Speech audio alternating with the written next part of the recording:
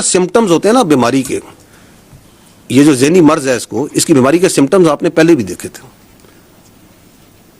9 महीने नहीं देखा था आपने?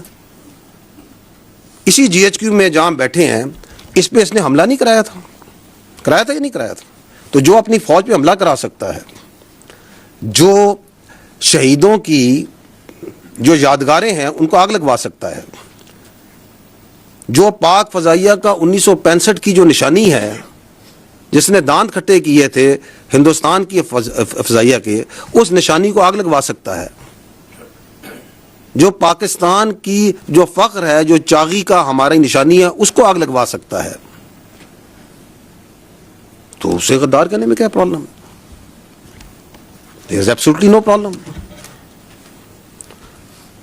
क्योंकि आप अगर देखें, एक और सिम्टम मैं बताता हूं आपको, आप फॉलो करें इसके मीडिया में जो इसकी ट्वीट्स आती हैं, इसको देखें ये कितना इंप्रेस है, जो एक नॉन गद्दार है इस मुल्क का, शेख मुजीबुर रहमान, उसकी अफकार से कितना मुतासिर है, बार बार उसको कोट करता है, उसकी मिसालें देता है। उसको क्या प्रॉब्लम है कि वो ये कहे कि जो फौज के साथ बैठ के कोई वर्कशॉप में बैठेगा वो गद्दार है? He has absolutely no problem because that is what he believes. क्योंकि वो ये समझता है कि उसको सारा इल्म है, उसके अलावा सब गलत है, और जो वो कह रहा है सब ठीक है।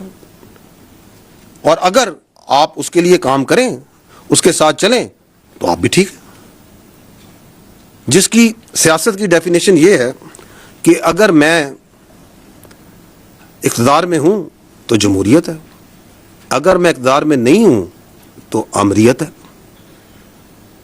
That's his definition of politics which he understands. लेकिन again I will again repeat that you can fool some of the people all the time, all of the people some of the time, but you cannot fool all the people all the time. तो आपकी ये सियासी सोबदाबाजी है, इसका काम, इसका वक्त अभी खत्म हो चुका है। एक और जो ये शख्स है, इसके बयानिए की एक और कार्रवाई आपको भी दिखाते हैं, और वो है his obsession of his media, social media with army. वो इतनी ऑब्सेशन कॉमिकल है कि ये हर, आप इनकी फॉलो करें इनके बयानिए को, जिसकी मैंने आपको चलाया, वो कैसे एक ऑर्गेनाइज तरीके से चलाते हैं, कि उसके अंदर how much obsessed with this what is happening in the army. अभी ये CDF की आपने नोटिफिकेशन है, हर 10 मिनट 15 मिनट घंटे बाद कोई इधर बैठा वीलॉग कर रहा है, ये हो गया फलाना हो गया। कभी किसी ने किसी को वाइस चीफ डिक्लेयर कर दिया कि भाई ये वाइस चीफ बन गया है, ये अभी प्रमोट हो गया है। और यार तुम्हें क्या ऑब्सेशन है फौज के साथ?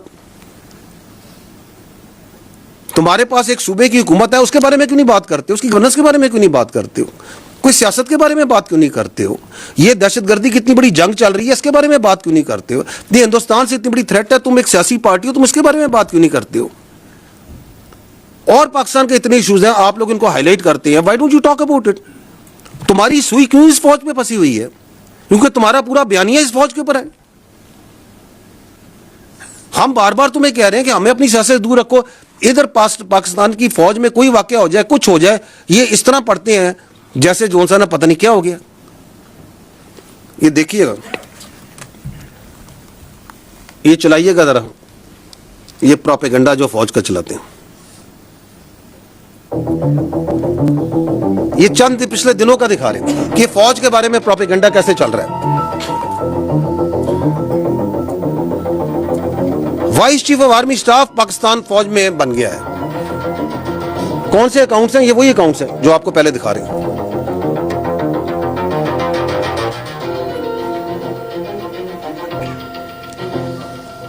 यानी कि एक जनरल ऑफिसर को लेंगे, उसकी तस्वीर लेंगे, उनकी तस्वीर लेके अपना एक बयानिया बनाना झूठा शुरू कर देंगे। इस पर टिकटॉक बन रही हैं, फेसबुक हो रहे हैं, वीलॉग किए जा रहे हैं।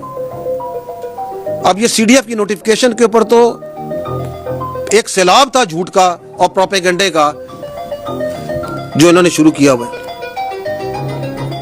ये आजादी इज़हार राय है, दिस इज पॉलिटिकल एसोसिएशन और फ्रीडम ऑफ पॉलिटिक्स है। ये क्या है? ये कौन सी सियासत है?